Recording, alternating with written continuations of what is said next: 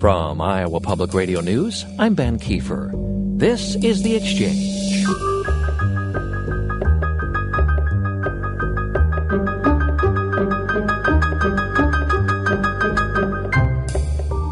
An overnight grief camp this weekend in eastern Iowa will help children cope with the loss of a loved one. This hour, we'll hear from two children who lost their grandfather to lung cancer and attended last year's camp. We'll ask how children are different when it comes to bereavement. From Iowa Public Radio News, I'm Ben Kiefer. This is The Exchange. We all know that the death of a loved one can be a very scary thing. For children especially, the grief that follows is often confusing and can even be intimidating. That's why St. Luke's Hospice, based in Cedar Rapids, is once again offering its free overnight grief camp this weekend at Camp Wapsie for children and teens that have experienced the death of a loved one.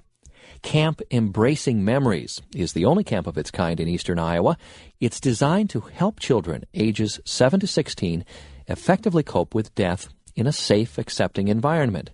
Activities during the camp focus on the grieving process, and it's designed to allow interaction with other children who have experienced similar losses. A few days ago, we invited a brother and sister from Marion into our studio. Last year, Brittany Parent, now a 6th grader, and her brother, Braxton Parent, now a 4th grader, lost their grandfather to lung cancer.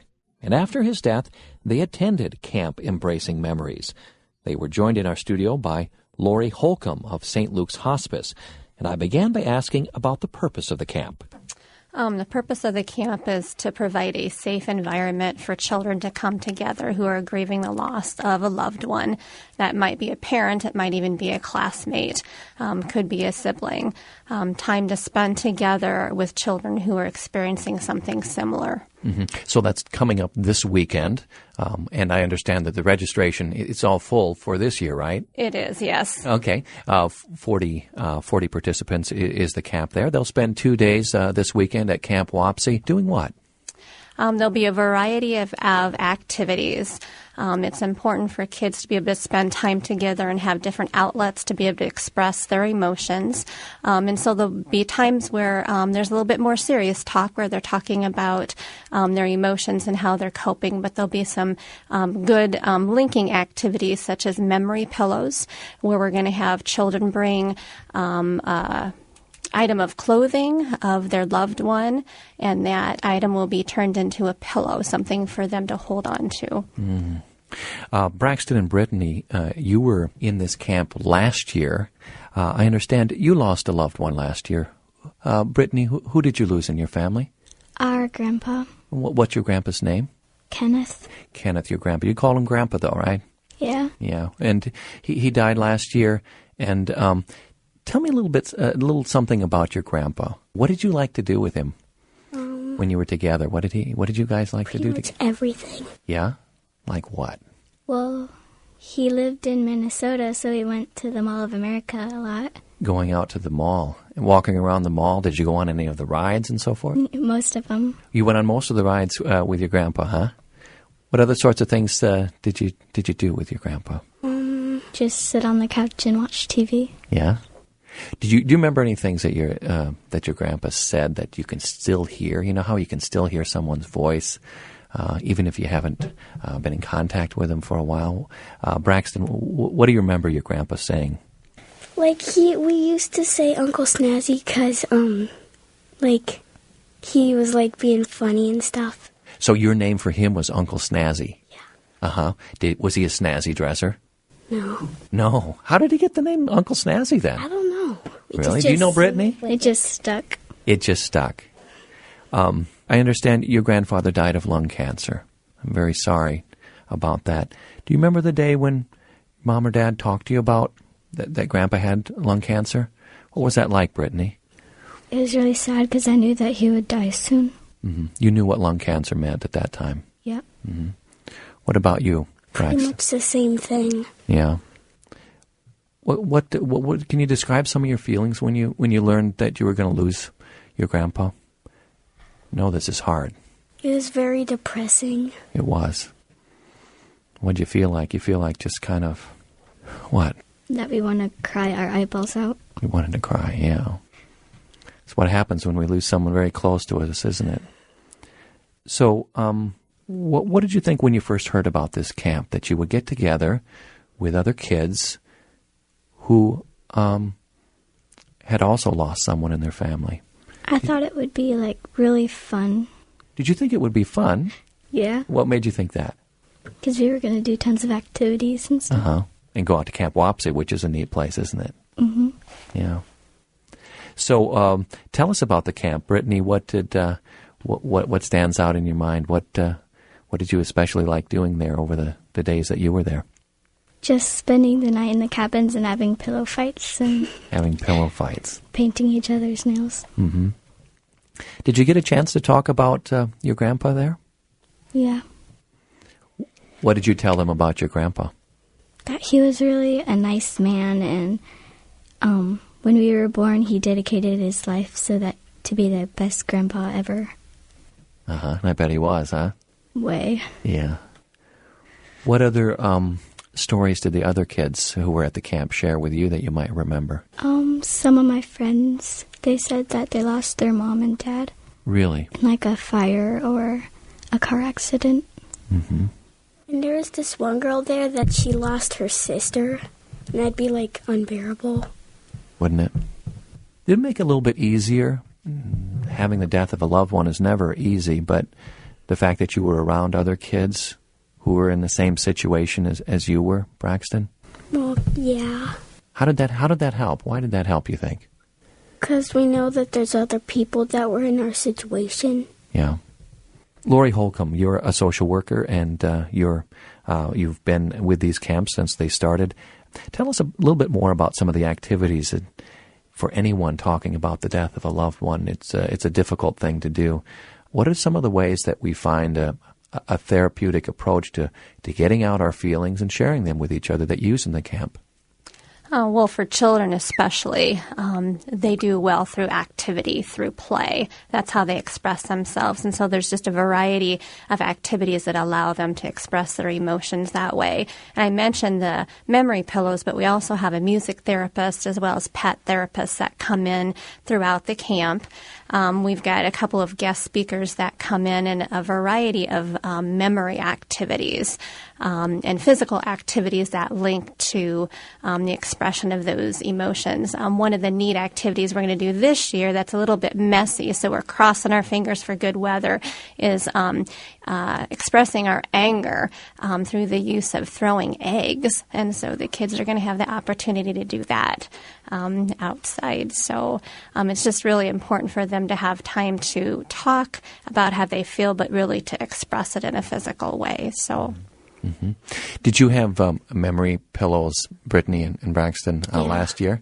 Yes. What piece of clothing did you choose from your grandpa to make a pillow out of? When I was little, he gave me a shirt that had tons of race cars on them, and I took that. Uh-huh. You made a pillow out of that. Yep. You have that at home now, huh? Yep. Do you keep it on your bed? Yep. What about you, Braxton? I took a sweatshirt. It was a Viking sweatshirt. A Viking. So you and your grandpa are Vikings fans. No, I'm not, but he was. Okay. All right. So you made a pillow out of that, and you have that at home now? Yep. Oh, that's a fun activity. What did you most like about that camp, Braxton? When we made these little figures out of Play-Doh. You know, there may be very well a young person listening to your voices right now in our audience, someone out there who's lost a loved one recently, in the same situation that you are, or someone who knows they will lose a member of their family soon due to an illness. Having been through this camp, what would you say to that person who's really having a hard time coming to terms with it, Brittany? We know exactly how you feel. Sure, that helps a lot, just to know that someone else is in that situation feeling that same pain. Yeah. Lori Holcomb, when we look at our society, of course, we grew up this way, our kids grew up this way. We see in the news, death is part of life. It's the end of life. We see it all around us in our communities, in our state, in the country, all around the world. Do you think that we as a society can do a better job of coping with death, coming to terms with death? I personally absolutely do. I think that we're a society that we focus a lot on youth, and we kind of fear death, and so we try to skirt that issue. And sometimes, as parents, we try to protect our children by not giving them the information they need. And sometimes that causes it's more detrimental than we realize. But you're right, death is a part of life. And so to be able to talk about that openly, I think that helps with the coping process for children. But when parents or loved ones are trying to help children through this a difficult grief period, what are some of the things that might get skipped that are really important to talk about with children? Well, I think just from the beginning, and I know for Braxton and Brittany, their family talked to them openly about what was happening with their grandfather. They used the right name as far as, it was lung cancer. They didn't use sick. They used the correct terminology so that they understood. So correct terminology, open, honest information and communication based on where the child is at developmentally, and then including them in the process. And so if you have a loved one who is ill and you know that their illness, whether it's cancer, is going to cause death, to include kids in part of that process. Kids are like us. They want to know that they're making a difference and they're doing good for this person that they love. And then as adults, to be open about our own emotions. And it's okay for our kids to see that we're sad. It's an opportunity to talk about why we're sad and talk about how we're going to cope together. When you have a terminal illness like a lung cancer and someone in the family, why isn't saying they're sick good enough? Why is it important to be very specific? Because we all get sick, right? We all get colds, or we might get a flu bug. We all get ill. And so when you use the word sick, that's too universal. A child might think, well, I get sick, or mom's sick. So is that going to lead to something else? And so using that right terminology and understanding that's not something you catch. It's not like a cold. Lori Holcomb is with us. If you've just joined us, she's with St. Luke's in Cedar Rapids with their hospice program. And we're talking about Camp Embracing Memories to be held this weekend. It's an overnight grief camp that helps children cope with death. Also joining us, Braxton Parent and his sister, Brittany Parent. Braxton is in 4th grade and Brittany is in 6th grade. Is there a difference between the way adults grieve and children grieve? Any rules to that? I don't know that there's rules, but there's definitely a difference. One of the biggest differences, children grieve intermittently, which just means that they grieve in little spurts. And so you can have a child who is sobbing one moment, upset that a grandparent or a sibling has died, and literally minutes later are asking to go outside to play, because that's how kids are made. And so if you find your child doing that, that's completely normal for where they're at developmentally. You've been involved in this camp now. This will be the 3rd year that you're involved in it. Can you recall an instance, an exchange, an activity that you saw happening with kids that was especially telling and made you feel that the mission of this camp was working? There were so many things that I saw, and that's actually kind of a hard question, because what I saw was children being able to connect.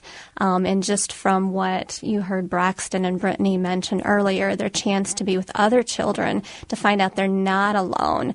They're not the only ones that have had a grandparent or a sister or a parent die, so that they aren't so different. There's other people who do understand what they're going through, and sometimes even just the quiet winding down time in the cabins when they're able to paint fingernails like Brittany talked about, or make the clay figures like Braxton talked about, or a time to unwind and connect. And I think that tells the tale of this camp and the difference that it's making for these kids.